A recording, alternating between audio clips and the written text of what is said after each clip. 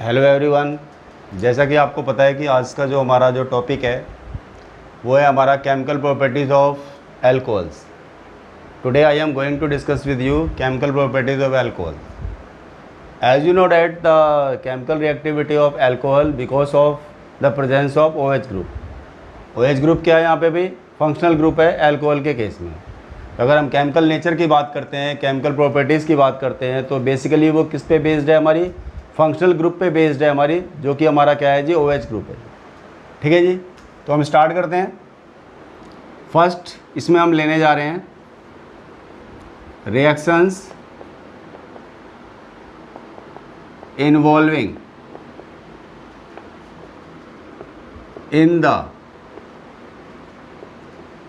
Cleavage of, reactions involving in the cleavage of. अब जैसे देखिए कार्बन है, कार्बन के साथ में ये OH ग्रुप लगा हुआ है इसमें, तो OH बॉन्ड को ब्रेकअप करना है आपने और H के बीच को के बॉन्ड को ब्रेकअप करना है हमारे को। ठीक है जी। अब क्वेश्चन ये भी अराइज होता है कि भाई किस कंडीशन में और H के बीच का बॉन्ड ब्रेकअप होता है, यानी और H बॉन्ड की क्लीवेज की बात करते हैं तो वो किस कंडीशन में होता है। तो इसमें आपको नोट करना है कि जब अल्कोहल का जो अपना जो बिहेवियर होता है, ठीक है, वो न्यूक्लियोफिलिक होता है, यानी वो अगर रिएक्शन के अंदर न्यूक्लियोफाइल की तरह एक्ट करता है, यानी इलेक्ट्रॉन रिच स्पीसीज की तरह बिहेव करता है, तो आप बोलते हो उस कंडीशन में और H के बीच का बॉन्ड ब्रेकअप होता है। ठीक है जी, तो इस बात को क्लियर करते हैं आपके लिए। देखिए भाई, जैसे आपका ROH है, ये अल्कोहल है। अब इसे हम रिएक्ट करा रहे हैं किसी रिएक्टेंट के साथ जो कि क्या हमारा इलेक्ट्रॉन डेफिशिएंट है। इलेक्ट्रॉन डेफिशिएंट मतलब हो गया वो आपका इलेक्ट्रोफाइल है। अल्कोहल यहाँ पर क्या है आपका? न्यूक्लियोफाइल है, न्यूक्लियोफाइल है। अब जो आपका कार्बन है, जो कार्बोकेटायन है, जो हमारा जो कार्बन है उस पर पॉजिटिव चार्ज है, तो उसके पास तो इलेक्ट्रॉन है नहीं बॉन्ड बनाने के लिए, तो आपका जो ऑक्सीजन एटम क्या कर रहा है? अपने पेयर ऑफ इलेक्ट्रॉन को इसे दे रहा है बॉन्ड बनाने के लिए। तो उस कंडीशन में आपका ये क्या हो जाएगा? RO, ये कार्बन इसके साथ में अटैच हो गया। ऑक्सीजन का इलेक्ट्रॉन क्या है? ऑक्सीजन पे प्लस का चार्ज आ गया। एक इलेक्ट्रॉन इसके पास में पेयर फॉर्म में, इलेक्ट्रॉन पेयर एक आपका रिमेनिंग है ऑक्सीजन के पास, और ये हाइड्रोजन एटम है। अब आगे क्या होता है देखिए, अब ऑक्सीजन के ऊपर जो पॉजिटिव चार्ज है इसको हम क्या कर रहे हैं? इलेक्ट्रॉन दे करके यहाँ से इसके पॉजिटिव चार्ज को ख़त्म कर रहे हैं। हाइड्रोजन और ऑक्सीजन के बीच का जो बॉन्ड है इसमें 2 इलेक्ट्रॉन्स प्रेजेंट है, आपको पता है। तो ये 2 इलेक्ट्रॉन क्या है? इस ऑक्सीजन को हम प्रोवाइड कर रहे हैं जो कि हाइड्रोजन दे रहा है। तो यहाँ पर क्या होगा देखिए, फिर R है, O है, ये कार्बन है, देख लीजिए। और ऑक्सीजन के पास जो पॉजिटिव चार्ज था, जब हाइड्रोजन ने अपना इलेक्ट्रॉन पेयर, जो बॉन्डिंग का जो पेयर ऑफ इलेक्ट्रॉन है, वो जब ऑक्सीजन को मिल जाता है तो उस कंडीशन में देख लीजिए ये H+ बन के निकल गया। ये चीज़ें जब भी पॉसिबल हो पाई है जब आपका अल्कोहल का नेचर कैसा? हमारा न्यूक्लियोफिलिक है, यानी वो अपने आप में क्या है जी? एक न्यूक्लियोफाइल है। ठीक है जी। आई थिंक सो बात इतनी समझ में आ गई होगी कि भाई O और H के बीच का बॉन्ड अल्कोहल क्यों ब्रेक कर रहा है? Because of its nucleophilic nature. अब इसी कैटेगरी के अंदर मैं फर्स्ट रिएक्शन लेने जा रहा हूँ, reaction with active metals. Reaction with active metals. Reaction with active metals की बात कर रहे हैं यहाँ पर हम आपसे। एक्टिव मेटल्स की जब बात करते हैं, रिएक्शन कराने की बात करते हैं, तो उस कंडीशन में यहाँ पर अल्कोहल का एसिडिक नेचर जो है उसका पता चलता है हमारे को। एक्चुअली में होता क्या है कि जब ये अल्कोहल है, जब मेटल के साथ में रिएक्ट कर रहा है तो हाइड्रोजन गैस इवॉल्व कर रहा है। तो हाइड्रोजन गैस इवॉल्व हो रही है, ठीक है जी। इससे हमारी कंफर्म हो जाती है हमारी बात कि अल्कोहल का अपना नेचर कैसा है हमारा जी? एसिडिक है, क्योंकि हाइड्रोजन गैस की इवोल्यूशन हो रही है। तो आप बोल सकते हो भाई when alcohol reacts with active metals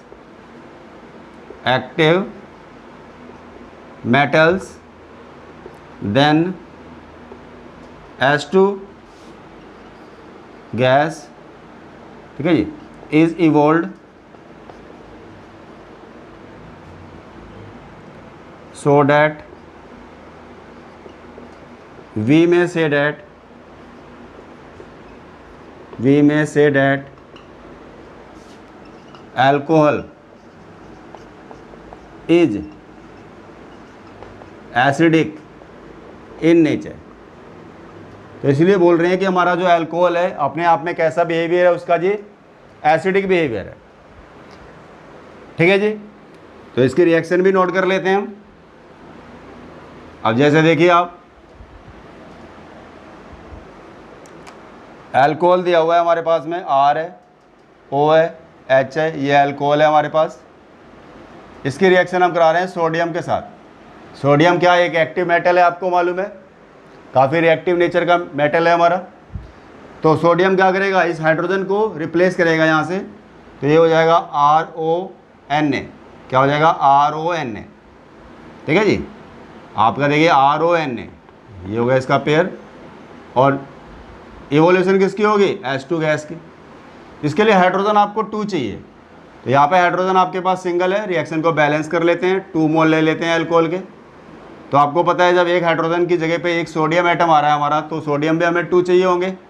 इसके हिसाब से जब बैलेंस करेंगे रिएक्शन को, तो ये बन गया हमारा सोडियम एल्कोक्साइड, सोडियम एल्कोक्साइड। और H2 गैस आपकी इवॉल्व हो रही है। अब इस अल्कोहल की जगह कोई पर्टिकुलर एग्जांपल भी ले सकते हो आप, ये तो जर्नल हमने लिया है ना अल्कोहल। जैसे हमने मान लीजिए इथेनॉल ले लिया, इसकी रिएक्शन करा रहे हैं सोडियम के साथ, तो सेम रिएक्शन हो जाएगी इसी तरीके से जैसे ऊपर करी है आपने, CH3CH2 ONA। रिएक्शन को बैलेंस भी कर देते हैं और ये आपके H2 गैस बाहर होगी। इसको क्या बोलेंगे, ये क्या बन गया हमारा भाई, सोडियम इथोक्साइड। क्या बन गया हमारा जी, सोडियम इथोक्साइड। ठीक है जी, ये तो जैसे हमने सोडियम के साथ में रिएक्शन कराई। मेटल कोई और भी ले सकते हो, कोई ज़रूरी नहीं है कि हमने सोडियम को ही लेना है। अब जैसे कि देखिए मैं मैग्नीशियम को लेकर के बात करता हूँ, यहाँ पे मैग्नीशियम को लेकर के बात करता हूँ, ये Mg है। सोडियम तो आपको पता था कि हमारा ऊपर जो सोडियम की बात करी थी मोनोवैलेंट था, सिंगल बॉन्ड बना रहा था हाइड्रोजन की तरह ही। लेकिन मैग्नीशियम की वैलेंसी क्या होती है, 2 होती है। तो मैग्नीशियम डाईवैलेंट है, अकेला ही यानी 2 बॉन्ड बना सकता है, कहने का मतलब है। तो इसके लिए आप क्या करो, आप 2 मोल ले लो, आप 2 हाइड्रोजन एटम आपके यहाँ से रिप्लेस हो जाएंगे। तो ये हो जाएगा आपका H2 गैस बाहर हो गई, प्लस अब क्या बच गया, CH3CH2O, ट्वाइस है, 2 मोल्स हैं इसके। मैग्नीशियम की वैलेंसी आपको ऑलरेडी बताया मैंने 2 होती है, तो इसके हिसाब से ये हो जाएगा आपका Mg। इसका नाम क्या हो जाएगा आपका, मैग्नीशियम इथोक्साइड। ठीक है जी, तो आपने देखा मेटल के साथ में रिएक्ट करा रहे हैं, तो हाइड्रोजन आपका यहाँ से हट करके हाइड्रोजन गैस दे रहा है आपको, इवॉल्व कर रहा है। तो इसलिए हम बोलेंगे कि भाई यहाँ पर आपका अल्कोहल का नेचर कैसा है, हमारा एसिडिक नेचर है जी। ठीक है जी, आगे चलते हैं जी हम। नेक्स्ट इसके बाद हमारी रिएक्शन आ जाती है कि भाई रिएक्शन क्या, इससे पहले एक छोटा सा क्वेश्चन ले लेते हैं हम। एसिडिक नेचर को लेकर के बात हो रही है, तो अल्कोहल की बात करते हैं हम। क्वेश्चन नोट कीजिए अब आप, why alcohols are weaker acid than water. H2O से कंपेयर कर रहे हैं कि भाई अल्कोहल अपने आप में क्या एक वीक एसिड होता है, इसका क्या रीज़न है। हमारा अल्कोहल जो है हमारा एक वीकर एसिड क्यों है अगर हम वाटर से कंपेयर करते हैं तो रीज़न क्या होगा इसका, देखिए इन अल्कोहल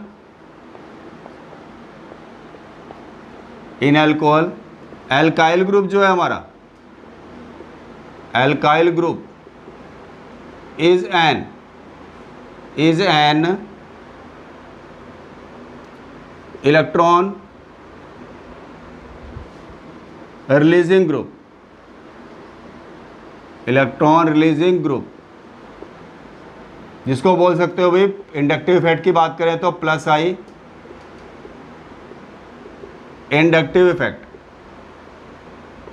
अगर एल्काइल ग्रुप आपका इलेक्ट्रॉन रिलीजिंग ग्रुप है, यानी इलेक्ट्रॉन देने वाला ग्रुप है अल्कोहल के अंदर, तो क्या होगा देखिए, विच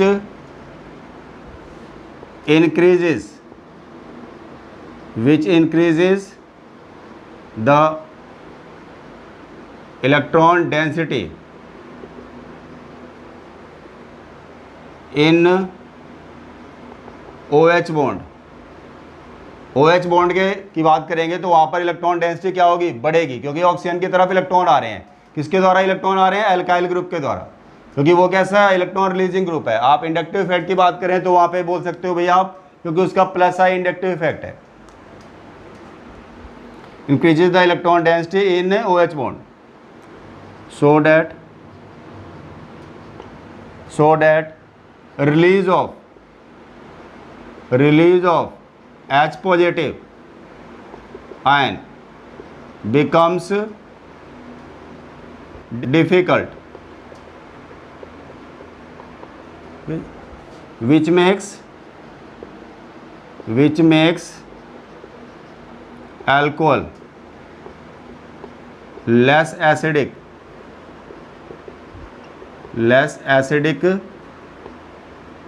देन वाटर।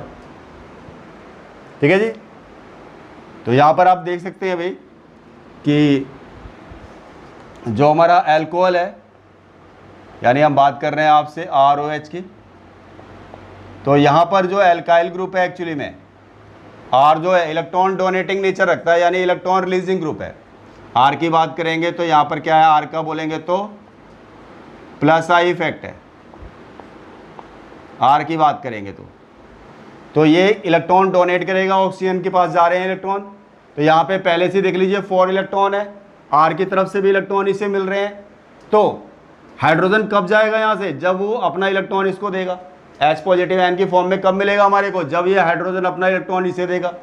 तो यहाँ पे ऑक्सीजन के पास ऑलरेडी इलेक्ट्रॉन की डेंसिटी क्या है, ज़्यादा है, पहले से उसके पास इलेक्ट्रॉन थे, ऊपर से R ने भी इसको इलेक्ट्रॉन दे दिए हैं, तो इलेक्ट्रॉन डेंसिटी क्या हो गई है, ऑक्सीजन के ऊपर बढ़ गई है। तो जिसकी वजह से H आसानी से इस ऑक्सीजन को अपने इलेक्ट्रॉन को प्रोवाइड नहीं कर पाएगा, और H पॉजिटिव आयन बढ़ के वो हमारे को मिलेगा नहीं फिर। तो एसिडिक नेचर कब होता है हमारा, जब हमारे को आसानी से H पॉजिटिव आयन बोल रहे हैं, मिल रहा है, तो उतना ही बोलते हैं वो स्ट्रॉन्ग एसिडिक है। तो बेसिकली यहाँ पर प्रॉब्लम क्या आ रही है कि एल्काइल ग्रुप इलेक्ट्रॉन डोनेटिंग होने की वजह से इलेक्ट्रॉन की डेंसिटी ऑक्सीजन पे बढ़ा रहा है, तो जिसकी वजह से H इसको इलेक्ट्रॉन दे नहीं पा रहा ऑक्सीजन को, और H पॉजिटिव हमें आसानी से मिल नहीं रहा है जी। तो यही रीज़न है कि अल्कोहल अपने आप में कैसा है जी, लेस एसिडिक है। ऑन द अदर हैंड अगर हम वाटर को लेकर के बात करते हैं तो यहाँ पर कोई ऐसा सब्स्टिट्यूएंट नहीं है जो कि प्लस आई इफेक्ट रखता हो। तो इस कंडीशन में हाइड्रोजन अपना इलेक्ट्रॉन ऑक्सीजन को आसानी से प्रोवाइड कर सकता है और H प्लस आयन करके हमारा निकल जाएगा उस कंडीशन में। तो हम बोलेंगे वाटर कैसा है हमारा, एसिडिक नेचर की बात करें तो उसका एसिडिक नेचर ज़्यादा है, अगर यही बात अल्कोहल को लेकर करते हैं तो उसका एसिडिक नेचर क्या हमारा कम है।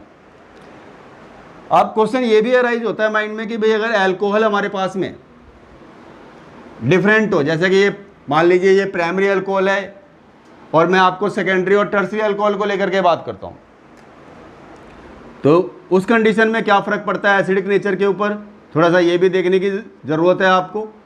जैसे देखिए RCH2OH है, ये बोलेंगे ये हमारा एक प्राइमरी अल्कोहल है, और हमने लिया CH लिया हुआ है, ये OH लिया हुआ है, और ये R है हमारे पास, R दोनों साइड से R लग रहे हैं, यानी कि ये सेकेंडरी अल्कोहल है। जिस कार्बन के साथ OH जुड़ा हुआ है डायरेक्टली वो 2 कार्बन के चेन के साथ अटैच हो रहा है।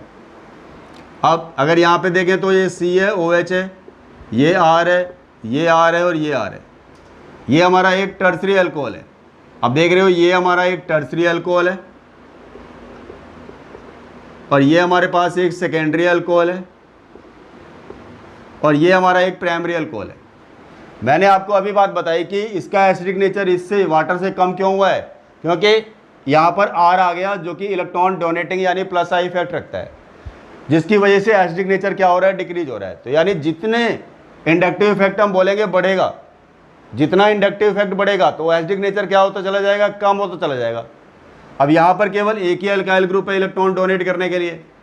इस OH बॉन्ड की बात करें तो यहाँ पे इधर से भी देखो इलेक्ट्रॉन आ रहे हैं, इधर से भी आ रहे हैं, तो इस तरीके से आप बोलेंगे कि भाई इंडक्टिव इफेक्ट यहाँ पर क्या हो गया, इससे ज़्यादा हो गया इसका, और यहाँ पर आपके पास में देखिए 3 एल्काइल ग्रुप हो रहे हैं, तो यहाँ पे इंडक्टिव इफेक्ट क्या हो रहा है, और भी ज़्यादा है। जितना इंडक्टिव इफेक्ट बढ़ेगा तो एसिडिक नेचर क्या हो जाएगा जी, कम हो जाएगा जी। तो इस वजह से आप बोलेंगे ऑर्डर क्या हो गया एसिडिक नेचर का भी, किसका ज़्यादा हो गया एसिडिक नेचर बोले तो सबसे ज़्यादा प्राइमरी वाले का होगा, उससे कम सेकेंडरी वाले का, और उससे भी कम होगा हमारा टर्सरी वाले का। तो अगर हम यहाँ पर बात करें आपसे, तो इस तरफ आ रहे हो आप प्राइमरी की तरफ, तो एसिडिक कैरेक्टर क्या हो रहा है हमारा, acidic character increases. Acidic character क्या हो रहा है, इंक्रीजेस एज प्लस आई जो हमारा इंडक्टिव इफेक्ट है, प्लस आई इंडक्टिव इफेक्ट है, वो बोलेंगे क्या बोल रहा है अभी, वहां पर क्या हो रहा है अभी, डिक्रीजेस। तो प्लस आई इंडक्टिव इफेक्ट क्या हो रहा है, इधर को आ रहे हो तो डिक्रीज हो रहा है, इसी वजह से एसिडिक नेचर क्या हो गया, यहाँ पे इंक्रीज हो गया जी।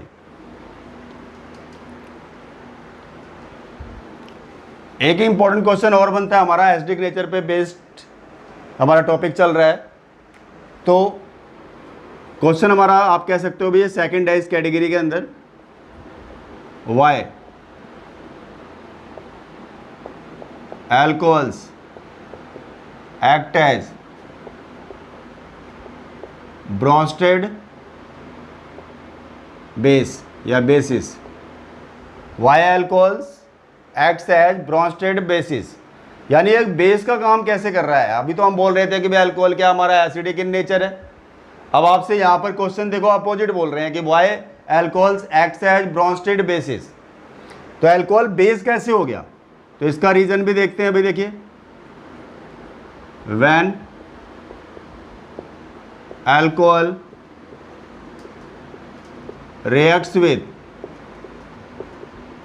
Strong acid then it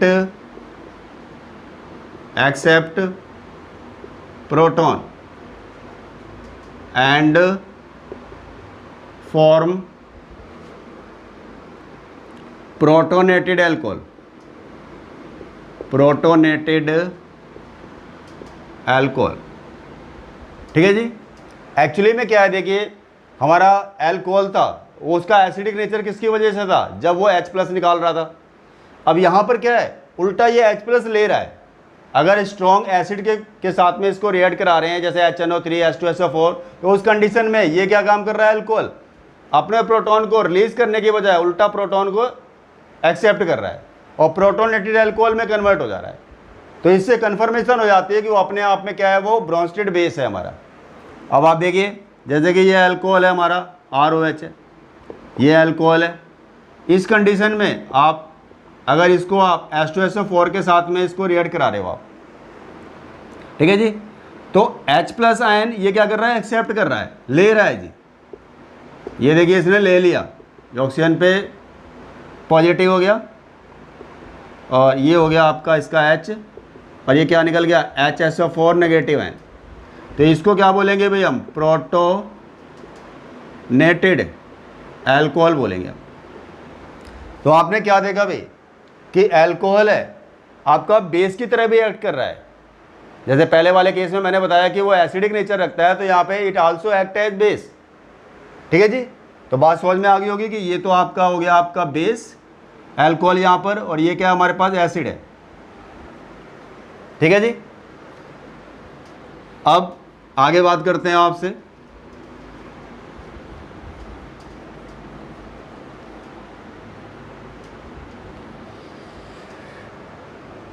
next है हमारे पास अगला जो टॉपिक है हमारा,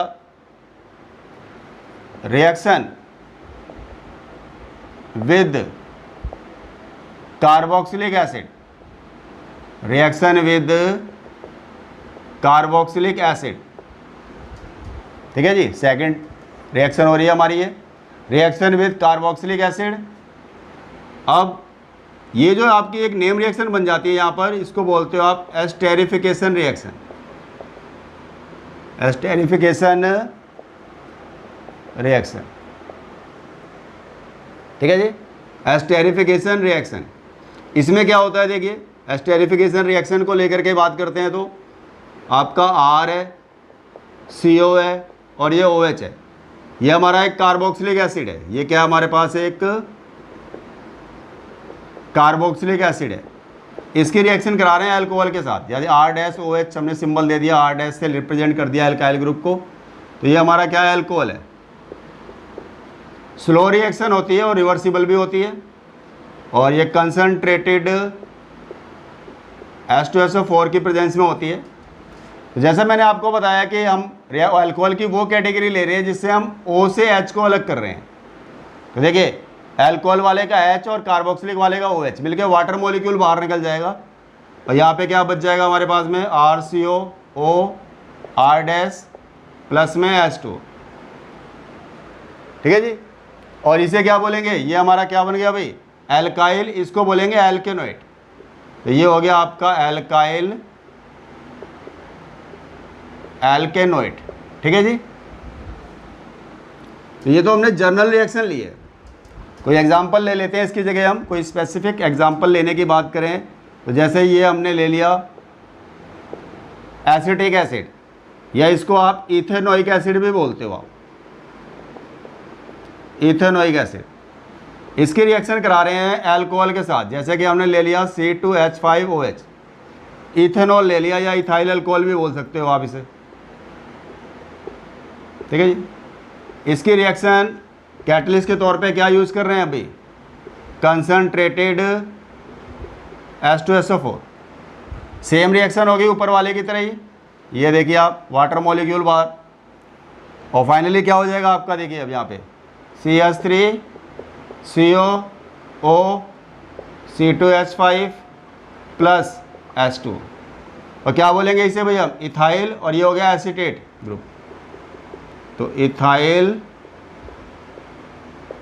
एसीटेट, ठीक है जी। अगर हम यहाँ पे कैटलिस्ट को चेंज कर देते हैं, अगर मैं बोलूँ कि भाई if HCl gas is used as catalyst, then reaction is, आप बोलोगे named as Fischer-Speyer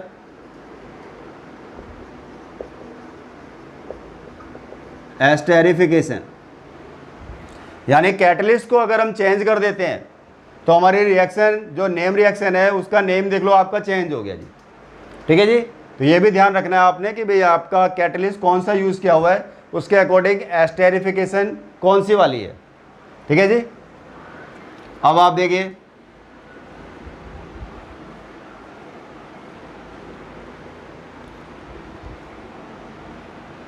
फिनोल जो है हमारा, अगर बोले कि ये एस्टेरिफिकेशन रिएक्शन देता है या नहीं देता है, तो आप इसमें एक छोटा सा नोट डाल सकते हैं,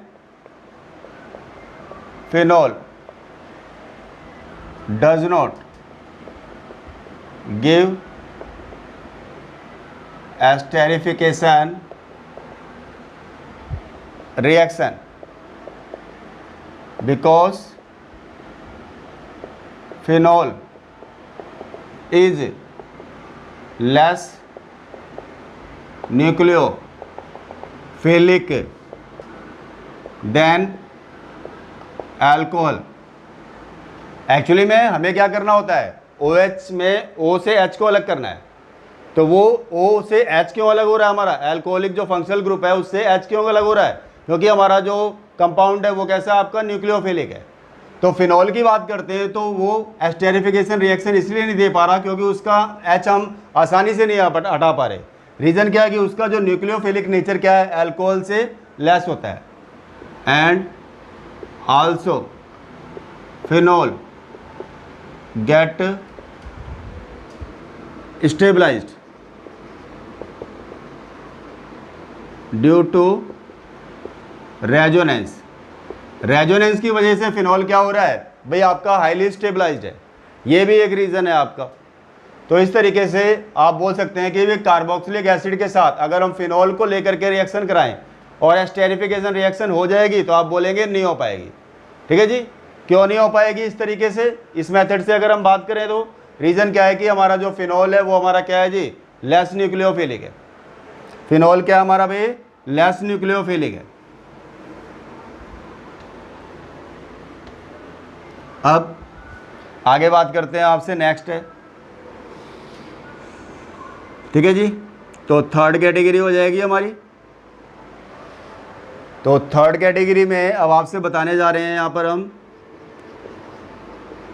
भाई, reaction with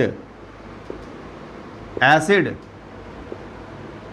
chloride and acid anhydride, और इस रिएक्शन को बोलते हैं भाई हम एसाइलेशन रिएक्शन। क्या बोलते हैं जी हम इसको? हम एसाइलेशन रिएक्शन बोलते हैं। क्या होना है देखिए, एसिड क्लोराइड का हमारा जो जर्नल फॉर्मूला होता है वो होता है जी RCOCl। एसिड एनहाइड्राइड का जर्नल क्या होता है? RCO की होल ट्वाइस O। ठीक है जी। अब एसिड क्लोराइड लेना है हमारे को, जैसे CH3COCl ले लिया, देख लीजिए हमने इसकी रिएक्शन करा रहे हैं अल्कोहल के साथ। मान लीजिए हमारे पास ये है जी CH3CH2OH है, ठीक है जी। पैराडीन की प्रेजेंस में रिएक्शन होती है। अब आपका H और ये Cl, HCl बाहर हो जाएगा और प्रोडक्ट क्या बनेगा देखिए, CH3CO एंड CH2CH3, और बाय प्रोडक्ट में क्या निकल जाएगा, HCl। H को थोड़ा सा ढंग से बना देते हैं, तो ये हो जाएगा H2, ठीक है जी। तो इसकी नेमिंग क्या हो जाएगी, इथाइल, और ये क्या आ जाएगा, हो जाएगा हमारा एसीटेट ग्रुप। तो आप इसे बोलेंगे ये हमारा इथाइल एसीटेट बन गया जी, ठीक है जी। और HCl हमारा बाय प्रोडक्ट निकल गया। इसकी नेमिंग क्या हो जाएगी, अगर कॉमन नेम बोलें तो इसको बोल सकते हो आप एसिटाइल क्लोराइड, एसिटाइल क्लोराइड। जहाँ तक IPC नेम की बात है, तो IPC नेम लिखने का तरीका क्या होता है भाई, इसका जर्नल में बात कर लेते हैं। एल्केन की चेन में E को हटाकर OYL लगाते हो, साथ में Cl है तो क्लोराइड, एल्केनोइल क्लोराइड।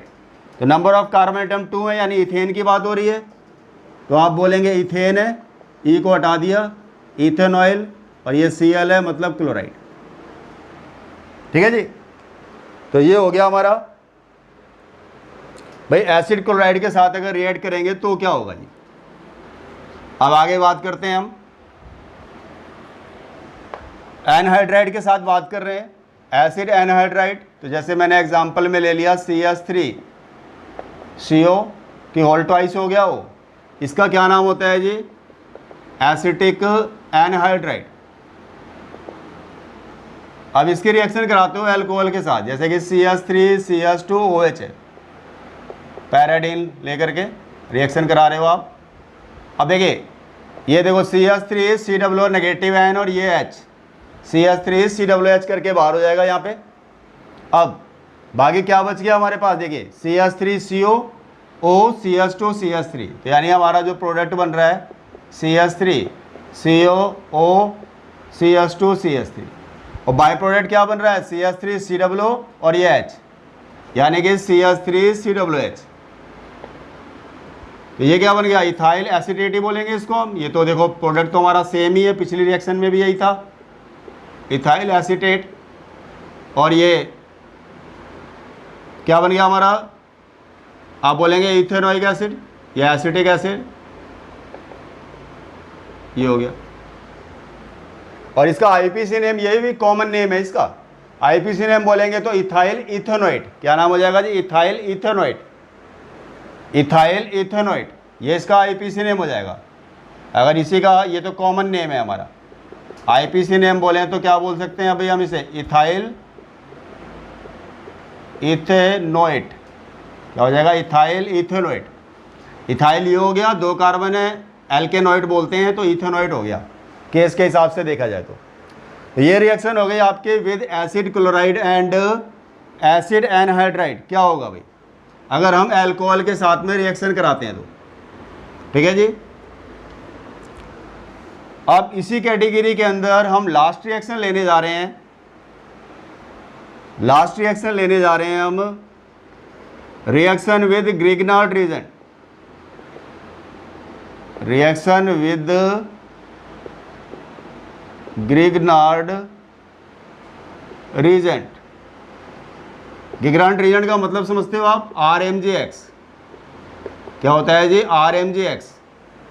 और इस केस में जो फॉर्मेशन होता है बेसिकली वो क्या होता है? हमारा एल्केन का फॉर्मेशन होता है। आप बोल सकते हो फॉर्मेशन ऑफ एल्केन। और ये जो बनने वाला एल्केन है किसके करस्पॉन्डिंग बनता है? एक्चुअली में इस ग्रिग्नार्ड रीजेंट के R के अकॉर्डिंग बनता है। जो भी R यहाँ पे यूज करेंगे, जितने भी कार्बन एटम का ये R लेके चलेंगे, उसी हिसाब से हमारा एल्केन बनेगा जी। अब जैसे देखिए एग्जांपल लेता हूँ मैं, CH3 CH2OH है, इसकी रिएक्शन करा रहा हूँ मैं, मान लीजिए CH3 MgBr के साथ। इसका क्या नाम है जी? Methyl magnesium bromide. क्या नाम है जी? Methyl magnesium bromide. ठीक है जी। और ये हो गया जी ड्राई ईथर। क्लियर है? तो इस कंडीशन में देखिए CH3 और H होकर के मिल करके क्या बन जाएगा? CH4। और बाय प्रोडक्ट क्या बनेगा? CH3 CH2O MgBr। यही तो हो गया ना, देखो CH3 CH2O MgBr, यानी ये तो बन गया हमारा मीथेन और ये बन गया हमारा इथॉक्सी व्हाट? मैग्नीशियम और ब्रोमाइड। ठीक है जी। तो आई थिंक सो रिएक्शन समझ में आ गई होगी इस कैटेगरी की जो मैंने बताई आपको। तो आज के डेट में हमने जो टॉपिक किया, आपको बताया कि भाई केमिकल प्रॉपर्टीज अल्कोहल की हमने स्टार्ट करी आज। इसमें हमने उन रिएक्शंस को लेकर के बात करी जिनमें हम O से H को अलग कर रहे थे, यानी ऑक्सीजन जो है, जो फंक्शनल ग्रुप है हाइड्रोजन के साथ जो जुड़ा हुआ है, तो उससे हमने O से H को अलग करना था। तो मैंने बेसिक जो रीज़न बताया, क्या रीज़न बताया कि भाई क्यों H अलग हो रहा है? क्योंकि अल्कोहल यहाँ पर बिहेव कर रहा है एज ए न्यूक्लियोफाइल। ठीक है जी। न्यूक्लियोफाइल एक्ट करने की वजह से वहाँ पर H अलग हो रहा है हमारा। तो उसमें रिएक्शन विद मेटल की बात करी मैंने आपसे, रिएक्शन विद कार्बोक्सिलिक एसिड की बात करी, रिएक्शन विद मैंने एसिड क्लोराइड या एसिड एनहाइड्राइड को लेकर के बात करी, और फाइनली लास्ट में मैंने आपसे बात करी है रिएक्शन विद ग्रिग्नार्ड रीजन। ठीक है जी। तो आई थिंक सो आज का टॉपिक सभी को क्लियर हो गया होगा। आप नोट डाउन कर लेंगे इसे।